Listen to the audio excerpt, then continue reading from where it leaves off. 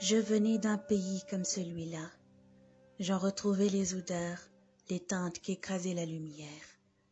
Je vivais dans cet endroit vide, sans frères, sans sœurs, sans parents. La maison était remplie de cousins, cousines, proches ou lointains, large progéniture de toutes celles qui se disaient mes tantes, et de tous ceux qui se prétendaient mes oncles. Seule, j'étais tout juste tolérée, à peine tolérée. Je ne saurais dire à quel point leur monde me semblait mesquin et étranger, ce milieu que je devinais autour de moi et dans lequel je vivais, inconsciente de mon destin, loin de me douter qu'un jour, j'aurais à quitter ces lieux, convaincue de n'y jamais revenir.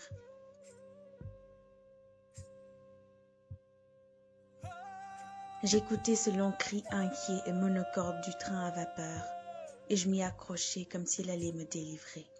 Il n'y a rien d'étonnant à ce qu'il soit devenu le symbole de mon exil.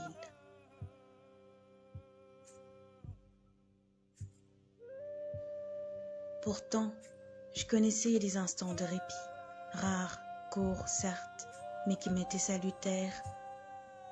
Je ne m'attendais pas, dans ma nouvelle vie, à trouver l'amour. Exister, vivre, être une personnalité vivante, indépendante, une jeune fille reconnue dans un monde qui m'accepterait, émerger de la misère pour parvenir enfin à la lumière, représenter quelque chose pour un autre. Oui, je te voyais m'observer, je lisais ton désir, tu me faisais l'effet d'un fauve, j'avais envie de te dompter. Il fallait chasser cette attirance que je sentais grandir, croître, sourdre dans mon corps pour se muer en souffrance, mais une souffrance délicieuse qui se propageait pour m'enflammer.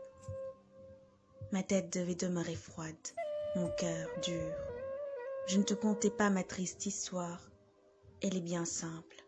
C'est celle d'une fille qui ne veut plus, dans sa vie de femme, se rappeler qu'elle a été enfant.